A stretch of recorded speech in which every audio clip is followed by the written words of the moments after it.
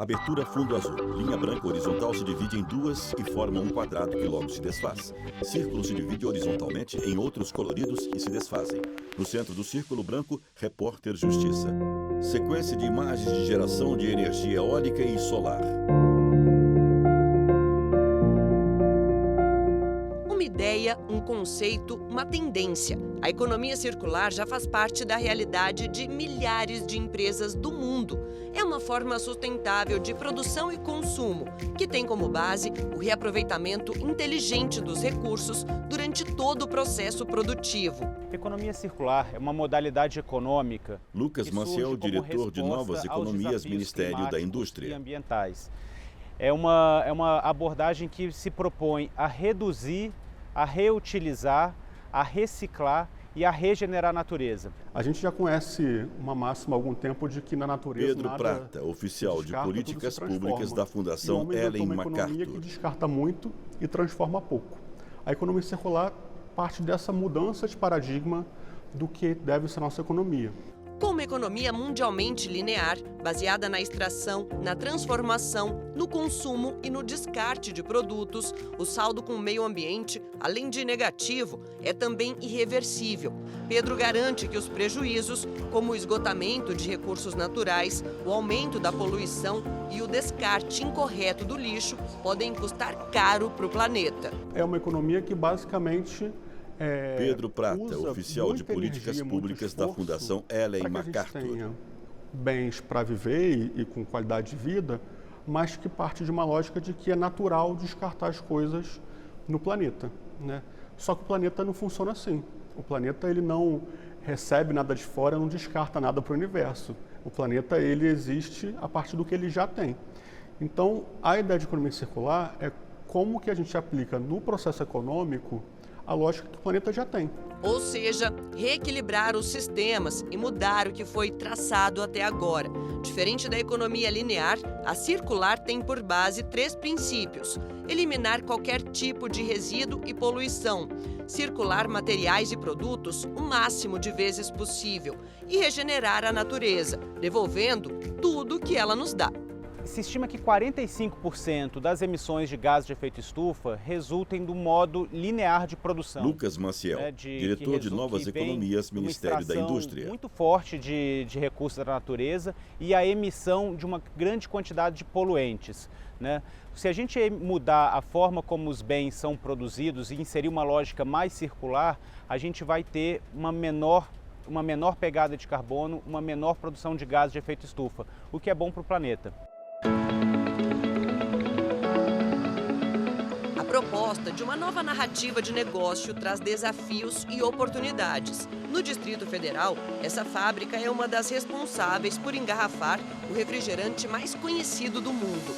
A coordenadora de meio ambiente da engarrafadora conta que um dos carros-chefes da empresa é a produção de embalagens retornáveis de vidro e de plástico. Na embalagem de plástico, nós recebemos Ana Paula Fernandes, garrafa, coordenadora de meio ambiente.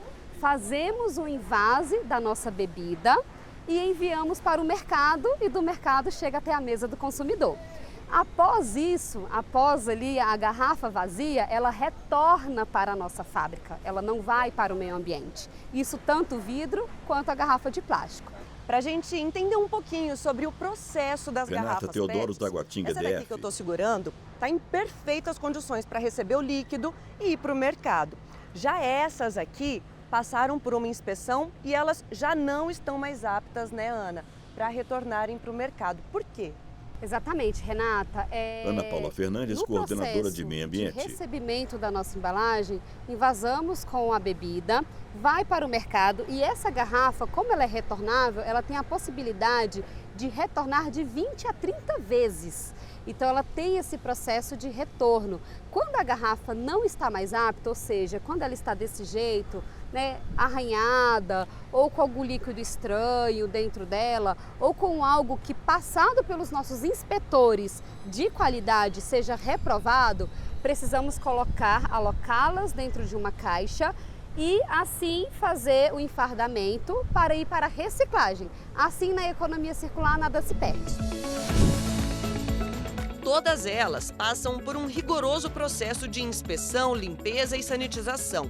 Ou a garrafa volta para o mercado para ser reutilizada ou é enviada para reciclagem. A garrafa, quando ela sai daqui, ela sai em bom estado, ela sai envasada com nossa bebida, ela é totalmente inspecionada. Então a gente Ana Paula Fernandes, coordenadora de meio ambiente. Desde a bebida que vai dentro de forma muito rigorosa. Como também a embalagem. A embalagem tem que estar íntegra, tem que estar com rótulo bem localizado, bem visível. Então, quando chega à mesa do consumidor, o nosso intuito, o nosso maior objetivo, o nosso trabalho árduo do dia a dia é que chegue o produto mais perfeito do mundo na mesa do consumidor. É um ciclo virtuoso, já que o consumidor também participa do processo quando conserva as garrafas usadas em bom estado. É só não sujar, não quebrar, não danificar as embalagens de plástico.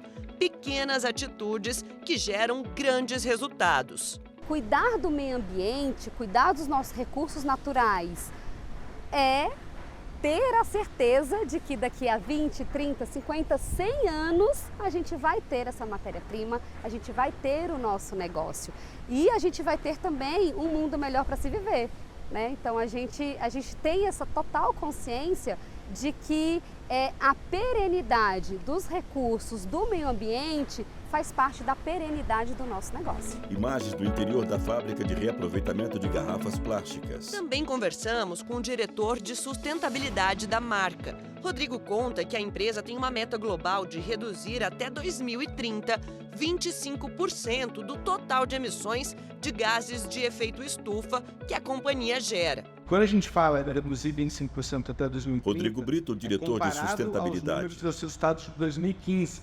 Ou seja, mesmo que o negócio cresça, dobre de tamanho, a minha redução tem que ser 25% menor do que o total emitido em 2015.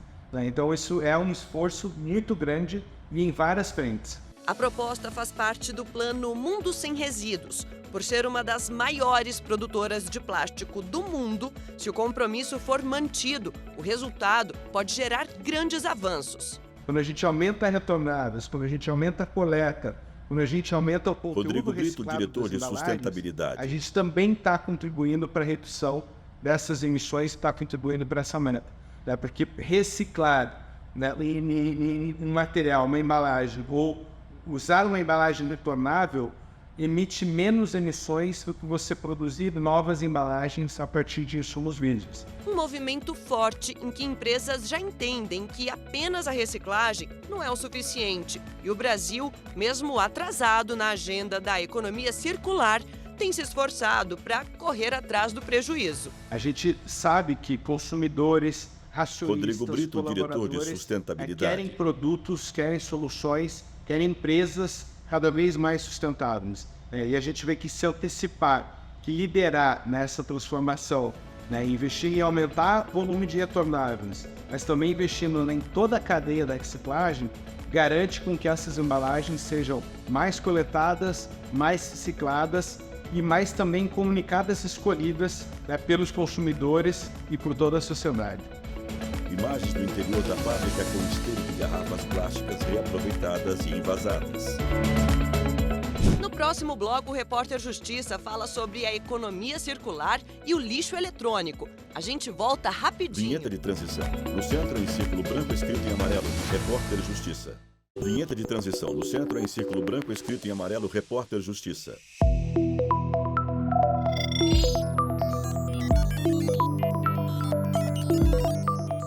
Cada vez mais tecnológico, rápido e moderno. A evolução das máquinas anda a passos largos e novas tecnologias têm transformado o nosso dia a dia, a forma como trabalhamos, aprendemos e nos comunicamos. A questão é que esse avanço acelerado gera também um excesso de lixo eletrônico, causando diversos impactos no meio ambiente. Era muito comum você achar televisores jogados nas ruas. Vilmar Nascimento, fundador da ONG Programando o Futuro. E a gente entendeu que aquilo ali era altamente poluente. Quando você entrava na internet, participava de pesquisa, fóruns de discussão, a gente via, por exemplo, que o poder de contaminação de uma TV quebrada era imenso. Em comunidades rurais, onde não se tem saneamento básico, uma TV quebrada Na primeira chuva, o fósforo e o níquel que estão dentro dessas TVs podem contaminar o poço de água que as pessoas bebem em 6 meses. Eu vim conhecer a ONG Programando o Futuro, criada pelo Vilmar há cerca de 15 anos na cidade do Gama, no Distrito Federal. O intuito era garantir o acesso à tecnologia e a capacitação de jovens e adultos na montagem, manutenção de computadores e celulares e informática básica. A proposta deu certo e a ONG passou a receber doações de eletrônicos de empresas e do governo. Com o tempo, equipamentos eram descartados e o lixo acumulado se transformou em outro braço do empreendimento. O nosso trabalho começa quando vocês estão dentro Vilmar de casa. Nascimento, fundador da ONG Programando o Futuro. Lixo eletrônico, seja a pilha do controle remoto ou a mídia de CD e DVD que ninguém mais nem usa, porque o streaming já evoluiu. Quando as pessoas descartam, nós temos aqui dentro de Brasília 80 pontos onde a população pode ir deixar seu resíduo eletrônico. Temos mais 20 em Goiás e mais 10 em Mato Grosso. Qualquer pessoa pode ir lá e deixar seu resíduo eletrônico. Durante a semana, nossa equipe passa e coleta esse material e traz para as nossas unidades. Só no ano passado foram 700 toneladas de resíduos processados, Renata o que Teodoro significa Gama cerca de DF. 50 carretas de material. Para esse ano, a expectativa é processar 1.200 toneladas. E tudo isso daqui que a gente está vendo são resíduos que se transformam em matéria-prima para novos produtos. Esses produtos, Vilmar esses Nascimento, resíduos, fundador da depois de ONG reciclados, Programando o Futuro. ele permite que você crie, por exemplo, caixas plásticas de supermercado, interruptor de luz, impressoras, computadores, novos celulares. Permite que produza, por exemplo, vergalhão de ferro, onde são produzidas casas ou novos prédios. Esses vergalhões são feitos com ferro reciclado. O Brasil é um dos maiores produtores de resíduos eletrônicos do mundo. O problema é que ainda falta informação e conhecimento sobre o tema. Uma pesquisa feita em 2023 pela Green Electron ouviu 2.640 pessoas de 21 estados brasileiros. Entre os entrevistados, 88% dizem que já ouviram falar em lixo eletrônico. Para essas pessoas, 41% acreditam ser algo relacionado aos aparelhos eletrônicos e eletrodomésticos quebrados. Ainda assim, grande parte não entende exatamente do que se trata, sendo que 1/3 ainda associa lixo eletrônico a spam ou mensagens de e-mail, o que mostra que ainda há confusão entre resíduo eletrônico e resíduo digital. Por uma sociedade mais consciente no aspecto ambiental, em 2010 foi sancionada a Lei 12.305, que estabeleceu a Política Nacional de Resíduos Sólidos. A legislação veio para definir a responsabilidade compartilhada entre fabricantes, importadores, distribuidores e consumidores sobre a destinação adequada dos produtos após o consumo. Em algum momento da história, as pessoas vão ser educadas e conscientes. Vilmar Nascimento, fundador da ONG Programando o Futuro. Entre a ausência de legislação e a consciência humana, a gente está vivendo esse momento. Então, o nosso trabalho ele é de preservação e de reciclagem. Mas eu costumo dizer que 90% do nosso trabalho é educar a população. Porque se as pessoas não sabem da importância de descartar, não sabem onde descartar, nada disso acontece. Vocês estariam aqui hoje vendo um espaço muito legal totalmente vazio. O programa realizado aqui faz parte de uma política pública do governo do Distrito Federal e ganhou o nome de Reciclotec. Secretário de Ciência, Tecnologia e Inovação do DF, Leonardo explica como a iniciativa vai ao encontro da economia circular. O que não pode ser recuperado vira insumo e retorna. Leonardo Reisman, secretário de Ciência, Tecnologia e Inovação do DF. Recuperado e doado. E aí a gente tem uma perspectiva também de inclusão de várias entidades, órgãos, escolas que recebem esses equipamentos. Além de recolher todo o lixo eletrônico e recondicionar esse material, tem ainda a parte da qualificação, que, segundo o secretário, é fundamental para suprir a demanda de empregos na área da tecnologia. A tecnologia de fato, Leonardo ela Reisman, é um campo secretário de Ciência, Tecnologia e Inovação do jovens DF. que muitas vezes são carentes, aquela capacitação pode mudar de fato a vida de uma pessoa e de uma família que não teria, se a política pública não tivesse lá, acesso a esse tipo de conteúdo, acesso a esse tipo de qualificação.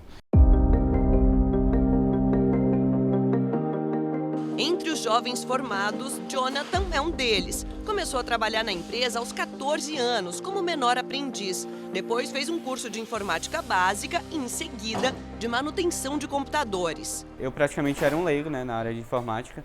Hoje em dia eu Jonathan consigo Dias fazer Moraes, planilhas montador e de trabalho equipamentos com eletrônicos. isso, né? Então isso gerou uma renda para mim, né, uma forma de eu estar trabalhando e me desenvolvendo também.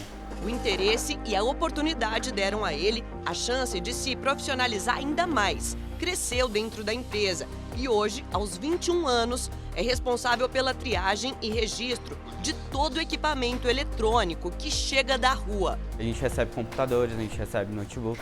Então eu tenho que ter todo o cuidado de ter certeza de que esse material Jonathan Dias tá indo Moraes, lá pro montador de recondicionamento, equipamentos que esses dados eletrônicos. estão sendo apagados lá e de que aqui realmente está sendo desmanufaturado, né, para não ocorrer de houver vazamento de dados. Vilmar conta que a trajetória do Jonathan é um exemplo do que eles traçam como premissa dentro da ONG, que é capacitar esses jovens e prepará-los para o mercado de trabalho.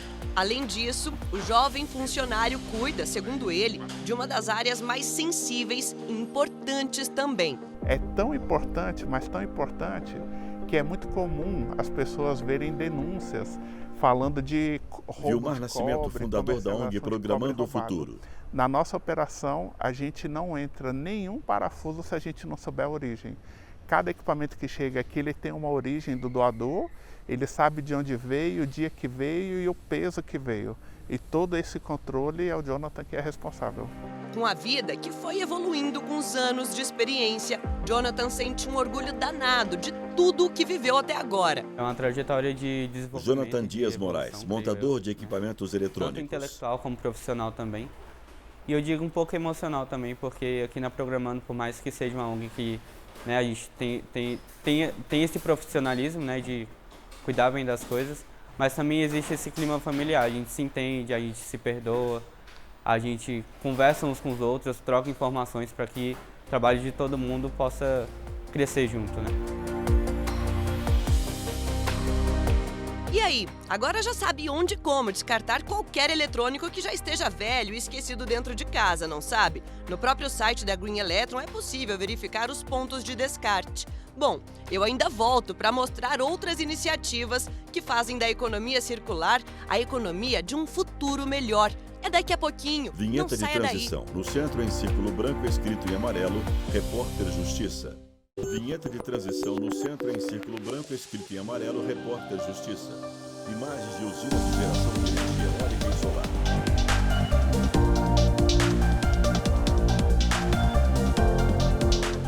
Uma transição que está transformando o mundo dos negócios. Afinal, uma economia circular não se relaciona apenas aos problemas ambientais. O modelo pode trazer grandes oportunidades de emprego, impactos positivos para as empresas, para as organizações e para os governos. A ideia era trazer, Davi principalmente Leste, as empresário. pessoas que não estão tão incluídas no sistema de empregos por razões diversas e que estão numa situação de vulnerabilidade para poderem agarrar melhor a oportunidade de criar profissões para eles. Davi é peruano, mas foi criado na Guatemala, onde aprendeu a cozinhar com a mãe e tomou gosto pela cozinha. Aqui no Brasil firmou residência e abriu o próprio negócio.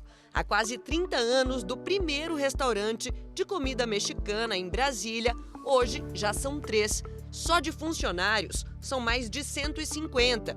A preocupação com o lixo produzido aumentou com o passar do tempo e ele decidiu dar uma destinação adequada para os resíduos. Entender o que é o lixo, aonde vai cada coisa e se é lixo ou não, aonde a gente pode utilizar.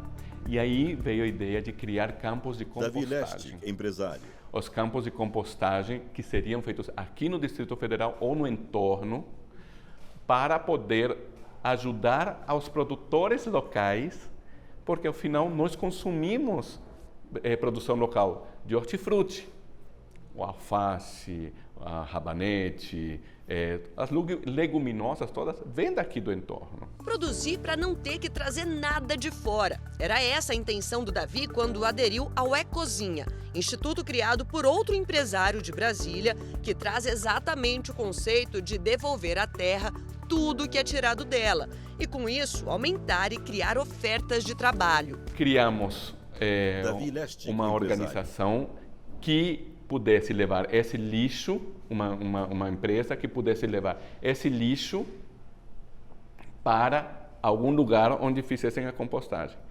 Então ali vem a primeira. Quem é que vai levar isso? É um cara que tem uma caçamba, a gente mostra qual é o tipo de bombona, qual é o tipo de recipiente que ele tem que comprar e usar. De repente a gente empresta o dinheiro para ele poder começar a comprar isso e ele começa a levar esse lixo orgânico para uns campos de compostagem. Atitudes que mudam a estrutura de um negócio, de vidas que atuam dentro e fora de uma organização. Para o Davi, que venceu num país como imigrante, são oportunidades que garantem futuros melhores para as próximas gerações. Este catador de papelão, ele vai conseguir dar uma melhor vida para o filho, que vai ter uma melhor educação, que vai ter uma consciência melhor do que acontece no mundo e ele vai ser um melhor profissional. Com isso, não necessariamente como antes era, ele vai ser um catador ou não que seja uma coisa ruim, mas ele vai ter a oportunidade de escolher.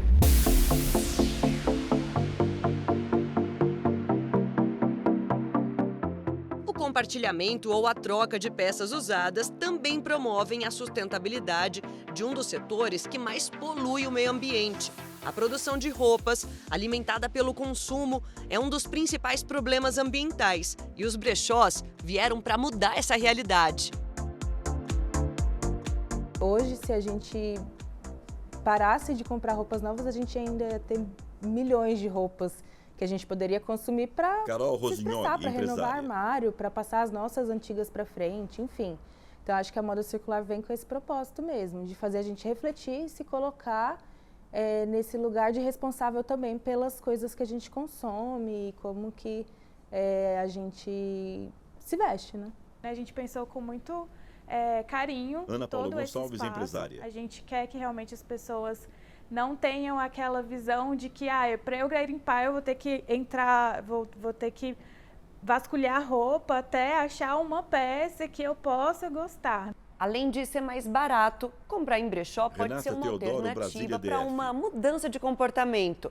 São atitudes que aumentam o ciclo de vida dessas roupas e levam em consideração o impacto ambiental da indústria têxtil. Quem já é adepto aos brechós entende que essas trocas minimizam o desperdício e a poluição. Eu gosto de consumir. Elizabeth Chagas, médica. Então, eu acho que consumir mais consciente, mais barato é fantástico e mais criativo. O hábito da Beth de comprar em brechó não é de hoje. Ela nunca teve resistência em adquirir roupas de segunda mão. E o motivo não poderia ser melhor. A sustentabilidade vem em primeiro lugar. O mundo já produziu coisa demais, a gente tem que reaproveitar. Eu acho muito legal essa coisa de você criar, você inventar sua própria moda, você encontrar coisas de diversos tempos. Carol, que começou o brechó em 2015, percebeu que a ideia do negócio era sustentável, mas o lixo produzido não ia para o lugar certo. Hoje, já conseguiu o certificado de empresa com lixo zero. Ao lado da sócia, os processos ganharam mais força. E o que era apenas um empreendimento, uma aposta, se tornou também um estilo de vida. Até para presentear alguém Ana hoje, Paula Gonçalves, eu paro e empresária. penso, será que essa pessoa realmente vai consumir o que eu tô presenteando? Será que vai fazer sentido para ela? Será que existe uma marca autoral feita em Brasília que possa realmente fazer com que eu presentei com mais sentido? Então, muitas coisas mudaram.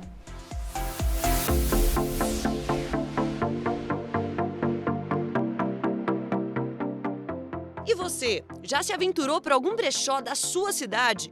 Pensa que vale a pena apoiar essas iniciativas sustentáveis? Bom, eu fico por aqui e se você quiser entrar em contato com a nossa produção, o e-mail é o repórterjustiça@stf.jus.br. Até a próxima! Créditos finais. Produção Judite Aragão. Montagem Renata Teodoro. Edição de texto Leonardo Ferreira. Edição de pós-produção Tiago Lopes, Paulo Mendonça. Cabelo e maquiagem Eliana Brandão. Cinegrafia Lázaro Filho, Harry Góes e Paulo Paz. Assistência técnica Kleber Leite e Luiz Melo.